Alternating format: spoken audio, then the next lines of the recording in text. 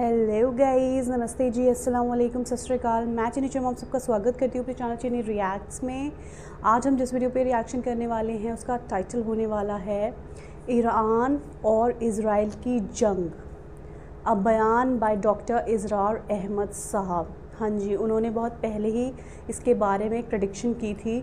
तो चलिए जल्दी से टाइम को वेस्ट किए बिना इस बयान को हम सुनते हैं कि डॉक्टर इज़रार अहमद इज़राइल और ईरान की जंग को लेकर क्या प्रेडिक्ट कर रहे हैं। तो चलिए जल्दी से वीडियो देखते हैं, उसके बाद इसके बारे में बात करेंगे। तो चलिए शुरू करते हैं। इनमें से नंबर 1 ईरान है। अगर हम चलते हैं अरब से मशरिक की तरफ, तो ईरान एक एतबार से ये बाजी ले गया है पूरे आलम इस्लाम पर। उनके मजहबी अकायद, उनकी फिक़ा से हमें जो इख्तिलाफ है वो है अपनी जगह पर है। आपको मालूम है मेरे बारे में किसी को इश्तिबाह नहीं हो सकता इस एतबार से। मेरी जिस दर्जे दुश्मनी रखी गई है, जिस तरह मेरे सर का जो है मुतालबा होता था, 2 ही आदमी थे पाकिस्तान में कि जिनके सर मांगे गए। एक कराची के वो शाह बलीगुद्दीन साहब और एक ने। तो इस हवाले से वो अपनी जगह पर इख्तिलाफ है, लेकिन इस हकीकत का एतराफ किए बगैर नहीं रहा जा सकता। पूरे आलम इस्लाम में ये वाहिद मुसलमान मुल्क है जिसने बहरहाल अपनी शरीयत, अपने अकायद के मुताबिक एक मजहबी इनकलाब बर्पा किया है। और पूरे आलम इस्लाम में मजहबी सतह पर, हुकूमत की सतह पर फंडामेंटलिस्ट सिर्फ एक मुल्क है, या दूसरा जो है थोड़ा सा वो है सूडान। लेकिन उसकी अहमियत इसलिए नहीं कि वो किसी अवामी इनकलाब से नहीं बना, बल्कि वो तो फौजी इनकलाब से शक्ल बनी है जो भी बनी है। अल्लाह करे उसमें इस्तिकामत हो, उससे यकीनी कोई नतीजा बरामद हो जाए। खबरें भी अच्छी आ रही हैं, लेकिन मैं तो दुनिया का जो पर्सपेक्टिव है उसके हवाले से अर्ज कर रहा हूं कि इस पहलू से ईरान उनका टारगेट है, टारगेट नंबर 1। एक खास एतबार से टारगेट नंबर 1, एक दूसरे एतबार से हम है, वो मैं बाद में अर्ज करूंगा। चूंकि हुकूमत की सतह पर फंडामेंटलिज्म है और वो आया है एक अवामी इनकलाब के नतीजे में, फिर उनके पास तेल की दौलत है। उसके खिलाफ इकोनॉमिक सैंक्शंस भी हो जाए तो अगर लीबिया खड़ा हो सकता है तो बहरहाल वो भी खड़ा हो सकता है। और नक्शा वो दुनिया को दिखा चुका है कि लड़ा दे ममूले को शहबाज, ये नक्शा भी उसने दिखा दिया। ये है ईरान का मामला। नंबर 2 पाकिस्तान। पाकिस्तान 400 बरस की तजदीदी मसाई का अमीन है, अमानतदार है।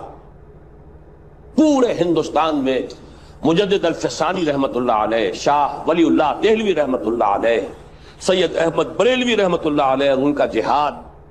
फिर इस 20वीं सदी ईस्वी में या 14वीं सदी हिजरी में अल्लामा इकबाल जैसा मुफक्किर, मौलाना मौदूदी जैसा मुसन्निफ, मौलाना इलियास जैसा मुबल्लिग, शेखुल हिंद जैसा मुजाहिद हुर्रियत, पूरे आलम इस्लाम में इनका पैरेलल कोई मौजूद नहीं। ये 400 साल की तारीख है इसकी अमानत, और इसके नतीजे में यहां के मिडिल क्लास में फंडामेंटलिज्म का एक न्यूक्लियस है। अगरचे हुकूमत की सतह पर कोई पेशरफ्त नहीं हो सकी आज तक, बल्कि अब तो पसपाई हो रही है, अब पीछे हट रहे हैं।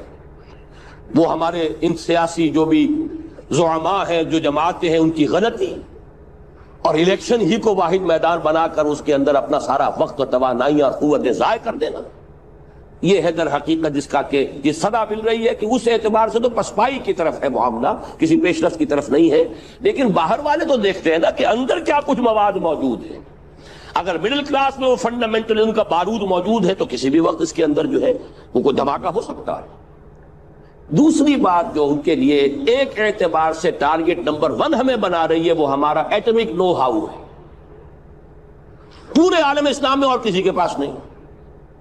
इस्लामी बम अगर बनेगा तो यही बनेगा। ये है मुख्तलिफ असबाब जिसके बिना पर ईरान और पाकिस्तान को आप ब्रैकेट कर लीजिए, ये इस न्यू वर्ल्ड ऑर्डर या आज की मेरी गुफ्तगू के हवाले से यहूदी और ईसाई गठजोड़ का जो टारगेट नंबर 1 है, एक एतबार से ईरान है, एक एतबार से पाकिस्तान। सीरियसली गाइस, बहुत ही इंफॉर्मेटिव वीडियो थी। और डॉक्टर इज़रार अहमद बता ही रहे हैं कि 2 मुल्क, पहला ईरान और सेकंड नंबर पर पाकिस्तान। पाकिस्तान तो न्यूक्लियर पावर है और ईरान भी इंशाल्लाह न्यूक्लियर पावर बनेगा। बट अभी जो रीसेंट न्यूज़ आ रही हैं उसको लेकर थोड़ा सा दुख हो रहा है, क्योंकि जहाँ पर वो न्यूक्लियर کا ان کا پورا وہ تھا اس پہاڑ پر. میں نے نیوز میں دیکھا ہے کہ وہاں ڈونلڈ ٹرمپ نے مطلب کہ امریکہ نے وہاں پر حملہ کر دیا ہے. بٹ انشاءاللہ سب کچھ چیزیں بہتر ہوں گی، ایران کے حق میں ہوں گی، ہم تو یہی دعا کر رہے ہیں. اور یہ جو بنی اسرائیل ہیں، جو اسرائیلی ہیں لوگ، ان کے لیے تو اللہ خود قرآن میں فرما رہے ہیں کہ اے بنی اسرائیل، ہم نے تمہیں سب سے اول بنایا، پر آخرت کے دن کو بھول مت جانا. پر یہ لوگ آج آخرت کے دن کو ہی بھول رہے ہیں. ٹھیک ہے، اپنے آپ کو اول تو سمجھتے ہیں، اول اللہ نے انہیں بنایا بھی ہے، پر اللہ ساتھ میں یہ بھی کہہ رہے تھے کہ آخرت کے دن کو بھولنا مت. پر یہ لوگ آخرت کے دن کو بھول گئے ہیں، کیونکہ یہ لوگ یہ سمجھتے ہیں کہ ان کا جو وہ مسیحا ہے وہ آ کر ان لوگوں کو بچا لے گا. تو ایسا پاسبل نہیں ہے، کیونکہ اللہ سے اوپر، اللہ سے بڑا کوئی نہیں ہے، کچھ نہیں ہے. ٹھیک ہے، ان کا بہت ہی برا اینڈ ہوگا، یہ ہم سب لوگ جانتے ہیں. بس ابھی اس وقت ہمیں یہی ضرورت ہے کہ ہم دعا کرتے رہیں اسرائیل کے ایران کے لیے اور فلسطین کے لوگوں کے لیے، بس کہ وہاں پر سب کچھ بہتر ہو، ان کی جیت ہو، ہماری یہی دعا ہے. آئی ہوپ بیان آپ کو اچھا لگا ہوگا، کیونکہ مجھے بہت انفارمیٹیو لگا. اگر اچھا لگا ہو تو اس کو لائک ضرور کرے گا، چینل کو سبسکرائب کر لیجیے گا. تب تک میں ملتی ہوں نیکسٹ ویڈیو میں آپ لوگوں سے. دعاؤں مجھے ہمیشہ یاد رکھیے گا. آپ لوگ اپنا خیال رکھیے گا. رب راکھا.